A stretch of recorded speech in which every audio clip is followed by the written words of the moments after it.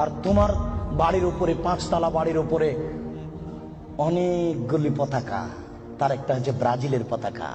তুমি ব্রাজিলকে চিনো কে? তুমি কি ব্রাজিলকে চিনো কে? আচ্ছা, তুমি কি কোনোদিন ভেবেছো ব্রাজিলকে? তোমার বিদ্যা তো নেই, তোমার কি একটু বুদ্ধিও নেই? তুমি কি মানুষই নও? রাজশাহী চাঁপাইনবাবগঞ্জের ভাষাতে তুমি কি অমানুষ? তোমার ভিতরে কি কোনো মানবতাই নেই?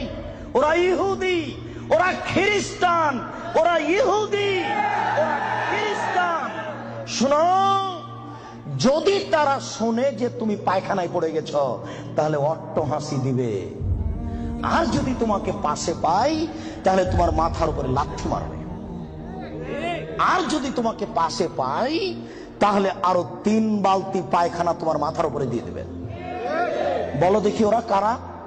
ওরা ইহুদি, ওরা খ্রিস্টান, ওরা জন্মসূত্রেই তোমার শত্রু।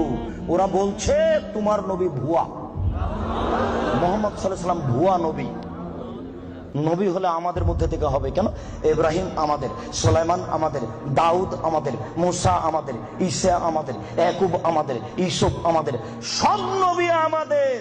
মুহাম্মদ নবী হলে ইহুদি খ্রিস্টানদের মধ্য থেকে হবে, আমাদের মধ্য থেকে হবে। আরে মুহাম্মদ নাকি পৌত্তলিকের মধ্য থেকে হয়েছে। ছি ছি ছি ছি ছি, এ কেন নবী হবে? ছি ছি ছি ছি ছি, এ ভুয়া নবী। তুমি তার পতাকা মাথার উপরে তোলো কাপুরুষ। তোমার বিদ্যাকে আমি কবর দিতে এসেছি, তুমি মনে রেখো, তোমার আমি কিছু না কিছু উপকার করবই করবো ইনশাআল্লাহ।